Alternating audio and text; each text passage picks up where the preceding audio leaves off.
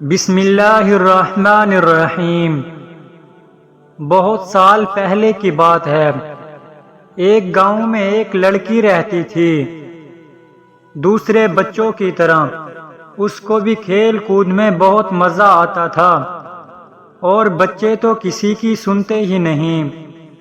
تیز بارش ہو یا تیز دھوپ، بچوں کو تو بس کھیلنے سے ہی مطلب ہوتا ہے۔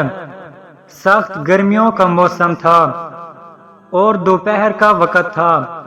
نور اپنی کزن شاہانہ کے ساتھ اس جگہ پہنچ گئی جہاں وہ ہمیشہ کھیلنے کے لیے جاتے تھے۔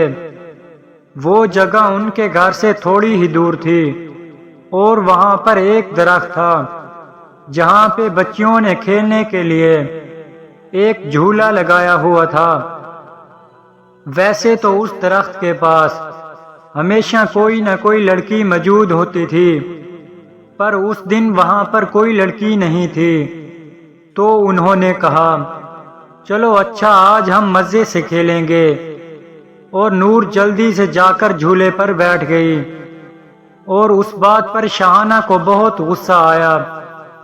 شاہانہ نے نور سے کہا کہ پہلے مجھے بیٹھنے دو، پر نور نے اسے نہیں بیٹھنے دیا، اور شاہانہ غصے میں چلی گئی۔ شاہانہ کو یہ بھی احساس نہیں ہوا کہ نور وہاں پر اکیلی رہ گئی ہے۔ اچانک نور کو محسوس ہوا جیسے اسے کوئی جھولے دے رہا ہے، اور آہستہ آہستہ وہ تیز ہوا میں جا رہی تھی۔ اب وہ خود ہی ڈرنے لگی تھی کہ یہ اس کے ساتھ کیا ہو رہا ہے۔ نور وہاں پر چلانے لگی، پر وہاں پر کوئی بھی نہیں تھا جو اس کی مدد کرتا۔ نور کو عجیب عجیب آوازیں سنائی دینے لگیں، اور وہ اچانک اس جھولے سے گر گئی اور بے ہوش ہو گئی۔ کچھ دیر بعد جب اس کی آنکھ کھلی تو اس نے دیکھا کہ وہ اپنے ہی گھر میں ہے، پر وہ کچھ بولنے یا پھر کچھ کرنے کی حالت میں نہیں تھی۔ وہ سب کو بتانا چاہ رہی تھی کہ اس کے ساتھ کیا ہوا، پر وہ کچھ نہیں بول پا رہی تھی۔ دن بدن اس کی حالت خراب ہوتی جا رہی تھی۔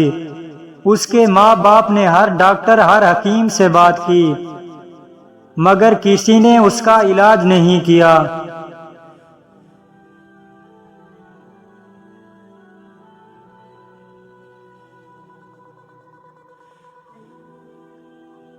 اور ایک دن نور کے بابا کسی بزرگ کو لے آئے، اور اس بزرگ نے ان کو بتایا کہ نور اب زیادہ دن زندہ نہیں رہ سکتی، کیونکہ وہ پوری طرح غیب کے قبضے میں آ گئی ہے۔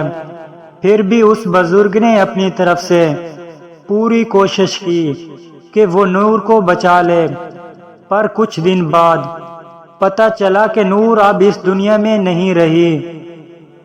سننے میں کچھ یوں آیا کہ مرنے سے کچھ دیر پہلے نور بالکل صحیح ہو گئی، اور اس نے اپنی ماں کو سب بتایا جو کچھ بھی اس کے ساتھ ہوا۔